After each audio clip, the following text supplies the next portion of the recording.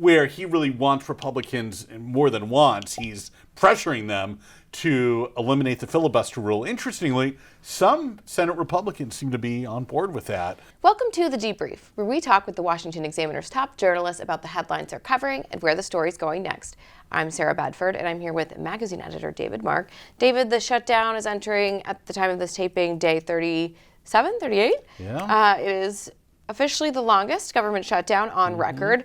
But now we're looking at sort of a new element this week, which is that we're seeing many grounded flights around the country due to air traffic controllers not being paid. Yeah. What is the significance of that?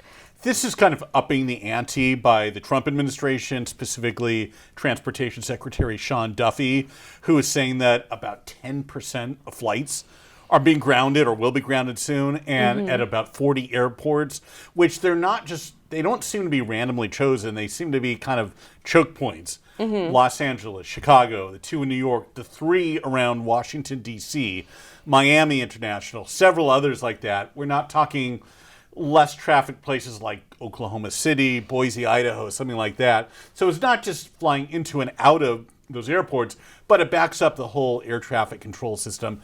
It's a way to clearly try and force some kind of resolution to this government shutdown that, as you say, is 6 weeks into it, something like that. But that doesn't really seem likely at this point. So I will admit, I bought into some conventional wisdom, CW as we call it here in Washington, that after the election, Democrats would take their victory lap and end the shutdown on a high note for them.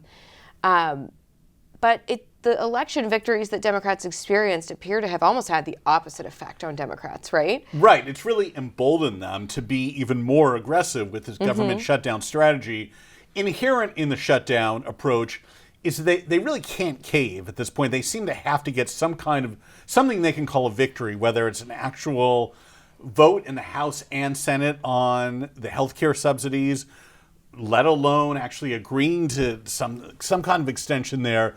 But when they picked this fight, they really couldn't. They didn't really have an out with it. So I think this could go on for a while.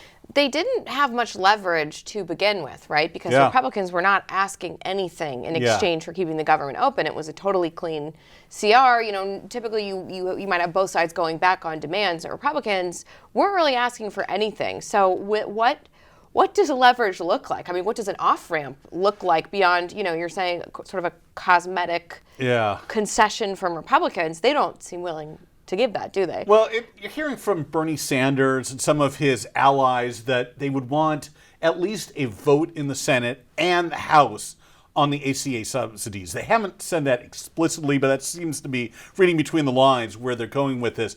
I can't believe they even think that it's going to pass in both chambers. It's, as you say, it's Republican controlled. Republicans don't want to do this.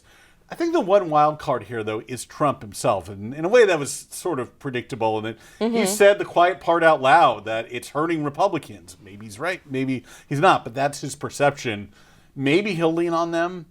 Who knows? But it doesn't seem to be happening right now. I heard some consternation from the Republican circles that he said that at the Senate lunch. I could imagine. And of course, he brought up the filibuster issue, which we've discussed before, where he really wants Republicans, and more than wants, he's pressuring them to eliminate the filibuster rule. Interestingly, some Senate Republicans seem to be on board with that. Who knows if they'd actually vote for it when it came down to it, but that's still a change in tone from what you usually hear. Well, let's circle back to that filibuster issue, because obviously this is something that both parties, their more, fringier members, for lack of a better word, have pushed for the elimination of the filibuster, and the more establishmentarian members of both parties have held the line on saying this is a really important guardrail for the Republic to have this filibuster in place. Do you think that Thune can hold the line against pressure from maybe his right flank to consider eliminating the filibuster? I think Thune is right when he says there aren't enough votes to change it. Republicans have 53 votes right now. So even if you had just a few defections, and there are those institutionalists, Mitch McConnell would almost certainly be one of them, the former longtime Senate leader who is opposes changing the filibuster rule at all. Other retiring Senate Republicans like Tom Tillis of North Carolina, maybe Lisa Murkowski, senator from Alaska. You could probably come up with a few more names like that.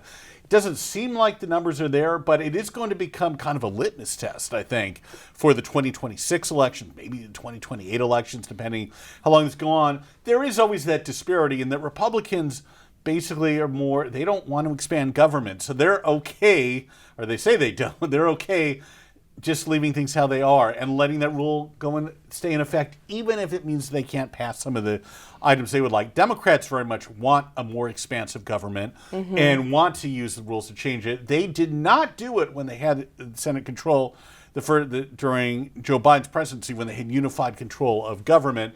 That was when you had Kyrsten Sinema and Joe Manchin there. I suspect they were kind of a heat shield for other Democrats who also don't really want to change it, but that's all conjecture, and we don't know right now.